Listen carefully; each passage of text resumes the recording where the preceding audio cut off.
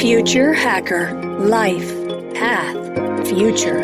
Olá pessoal, bem-vindo ao Future Hacker. Meu nome é André Chaves e nós temos aqui um convidado que, além de amigo, muito especial. Heraldo Carneiro, mais de 30 anos de experiência em comunicação empresarial. Ele é formado em comunicação pela UFRJ, pós-graduado de marketing pela FIA-USP, membro de diretoria da ABA, do Conselho Superior da ABA Nacional e presidiu por 2 anos o Conselho Deliberativo da Berge.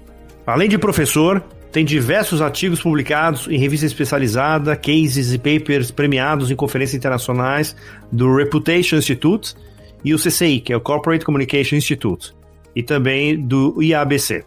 Integrou por 2 anos a lista dos 100 comunicadores de empresa mais influentes do mundo. Bem-vindo, Heraldo! Opa, André, prazer todo meu estar aqui para compartilhar um pouco desse nosso conhecimento e das nossas ambições para o futuro.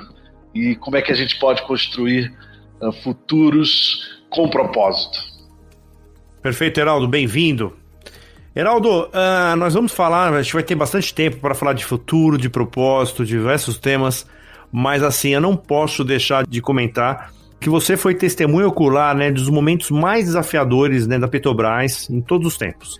Eu imagino todos os aprendizados que você teve durante esse período. Você pode compartilhar um pouco com a nossa audiência como foi esse momento para você em particular, assim, de presenciar isso tudo in loco?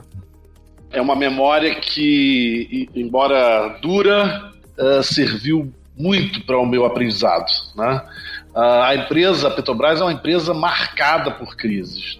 E ela nasceu a partir de um movimento popular, que as pessoas foram às ruas pedir a nacionalização dos recursos de petróleo. Naquela época ainda não existia, né? Não tinha sido descoberto, mas enfim, tem essa origem numa luta popular pela nacionalização dos recursos. Ela enfrentou muitos desafios, né? Posso dizer muitos, mas nada que se iguale, né, realmente ao que a gente viveu a partir de 2014 com a Lava Jato. Posso dizer que a crise da Lava Jato, né, que ainda está em curso, né, ou seja, a empresa vai demorar um tempo para se livrar desse estigma que foi gerado pela Lava Jato, mas a grande dor que a gente sentiu gerou, sim, despertar, né, para o propósito da própria empresa. Eu costumo dizer que esse laboratório que foi a crise da Petrobras foi decisivo para que a empresa redefinisse o seu propósito e buscasse encontrar a sua conexão com a sociedade através, né, da ciência e da tecnologia, do que a gente chama mais recentemente de STEM. Foi a partir dessa crise profunda, né, que surgiu esse novo posicionamento da Petrobras, que está conectado com a sua história de inovação e de crença mesmo no poder da ciência em transformar vidas. Então, assim, aquela coisa, nas grandes adversidades, né, André, que a gente encontra, né, ou pelo menos se reencontra com o nosso propósito. Não, perfeito. Eu lembro até na ocasião que a gente almoçou junto, né? Acho que no ápice da crise, né? E você me relatando exatamente, né, esse desafio, né? E todo um plano que se tinha que fazer de reconstrução, né? De tudo, né? De tudo que tinha acontecido. Bem, Heraldo, vamos já então dar um pulo. Isso eu queria mais ou menos relatar exatamente, né, esse momento, que inclusive eu acredito que deve ter sido onde você encontrou ali o grande valor do propósito, né? E você saindo da Petrobras, você ocupa hoje uma função, né, de gestão estratégica, de reputação e propósito de empresas, de uma grande assessoria aí de comunicação, a Impress, administrando a economia de intangíveis, né, de diversas empresas, né. Fazer uma pergunta bem direta aqui. Você acredita que esteja nascendo um novo capitalismo? Sim, acredito firmemente. Como qualquer processo de transformação, ele, enfim, é lento, não nasce de uma disrupção absoluta, mas eu acredito sim que nós estamos entrando numa nova era de um capitalismo mais responsável e que a pandemia só veio acelerar um processo que já vinha, né, André, acontecendo. Então esse é um processo que vem há alguns anos, né, essa mudança de função, ou pelo menos de propósito das empresas, né?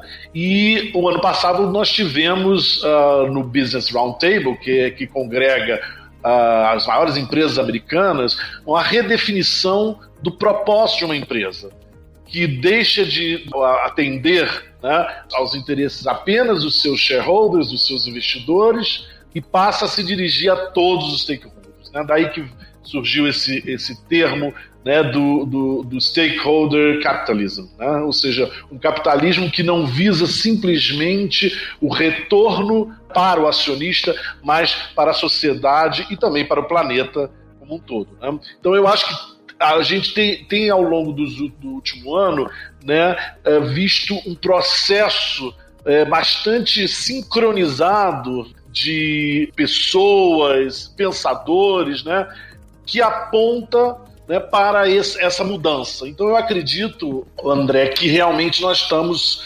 começando essa trajetória e que isso aponta para um futuro realmente muito mais sustentável, um futuro que a gente pode dizer com um propósito. Depois do Business Roundtable, o ano passado, nós tivemos um Fórum Econômico Mundial no início do ano, que também reeditou o seu manifesto, o Manifesto de Davos, na comemoração dos seus 50 anos, que defendeu basicamente o capitalismo de stakeholders, ou como uma forma de dar um novo direcionador para os negócios, né, e voltar-se prioritariamente para a geração de valor compartilhado para a sociedade e para o planeta. Ou seja, ele também tira o foco exclusivo sobre o shareholder para os negócios que geram valor compartilhado com a sociedade e o planeta. É um novo sentido, é um novo significado que você atribui aos negócios. E aí depois você também tem a carta do Larry Fink, do CEO do BlackRock, né, falando também que propósito é o motor da lucratividade a longo prazo. Agora, mais recentemente, a gente teve o Imperative 21, né, que é aquele movimento liderado aí pelas empresas do sistema B, que propôs o que eles chamavam de um reset total do capitalismo, reafirmando o princípio de interdependência, defendendo mudanças realmente estruturais no sistema econômico que a gente vive, para, de alguma forma, promover o bem-estar compartilhado e a saúde do planeta. E isso, com a pandemia, todos esses movimentos, eles foram potencializados, né? Ou seja, surge daí um despertar muito grande para a geração de valor, né, social e para o papel social que as empresas devem desempenhar. Então eu acredito firmemente que nós estamos começando a percorrer essa estrada, né? Que não vai ser curta, vai ser um longo processo de mudança, de transformação. Perfeito, Heraldo. A gente sabe que assim, nessas empresas, né, que estão impactando, né, positivamente a sociedade, né, apresentam retorno mais elevados, né? Mas a gente consegue hoje medir isso? Ao mesmo tempo, existem alguns conflitos, né, que parece que os dados, né, são meio conflitantes em relação a essas medidas, né? E quais provedores a gente pode confiar? Na tua opinião, o que é necessário para tornar essa medição mais confiável? E quanto tempo você acha que a gente chega efetivamente de ter uma sociedade mais nessa direção que você está falando? Propósito, André, tem a ver com visão de futuro. O propósito não tem pretensão de obter resultados no curto prazo. Essa visão imediatista que tem dominado as empresas, enfim, e o sistema econômico de uma maneira geral nos últimos anos, ela precisa ser substituída por uma visão de longo prazo, uma visão sustentável, né? Ou seja, de geração de resultados no longo prazo. Da mesma maneira, os indicadores que podem medir esse grau de evolução dos negócios com propósito, eles também são indicadores de longo prazo, né? A gente não pode esperar que uma empresa que passa a transformar o seu próprio negócio em algo que gera impacto positivo para a sociedade, que ela obtenha esses resultados no curto prazo. Então, todo esse movimento em direção a um capitalismo de stakeholders, né, e um capitalismo de propósito, né, uma economia de propósito, ele precisa ter em conta que esses resultados vão acontecer no longo prazo. As empresas vão se transformar, assim como a sustentabilidade dos anos 90 para cá, né, a gente teve um avanço grande das empresas. Isso levou o quê? 20, 30 anos para que se colhessem alguns resultados. Então, eu acho que os indicadores são realmente de longo prazo, os KPIs, mas que, em alguns casos, a gente pode já verificar quanto essas empresas estão obtendo retorno, né? Essas empresas que estão mais engajadas num propósito efetivo, né, social, como elas já estão colhendo alguns resultados para os seus próprios negócios. É aquela coisa do doing well by doing good. A gente sabe, nós temos pesquisas na Impress, na Porta Novelli, no grupo que eu faço parte, que mostram que, por exemplo, quase 80% dos consumidores são mais leais a uma empresa orientada a um propósito. 57% dos dados americanos, né, do mercado americano, 57% pagaria mais por um produto de uma empresa orientada a um propósito. Então a gente vê, por exemplo, o caso da Ben & Jerry's, que é um cliente nosso nos Estados Unidos, né, é uma marca extremamente purpose-driven, né?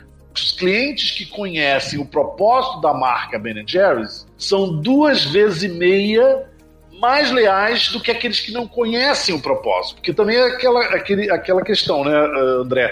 Você precisa fazer com que esse propósito também seja percebido e conhecido pelos seus clientes, né? E quando ele conhece, ele se torna mais leal. E daí vai, ou seja, também a gente tem estudos e dados que mostram o quanto as empresas que têm um propósito claro, relevante, engajam os seus empregados. Por exemplo, 72% da geração Z dizem que o propósito é um critério essencial para ele procurar um emprego. O percentual semelhante diz que o seu trabalho é mais gratificante quando lhes oferecem oportunidades para gerar impacto social e ambiental positivo. Você gera maior lealdade, você gera maior engajamento, gera também algo super importante, que é a resiliência, né, nas crises.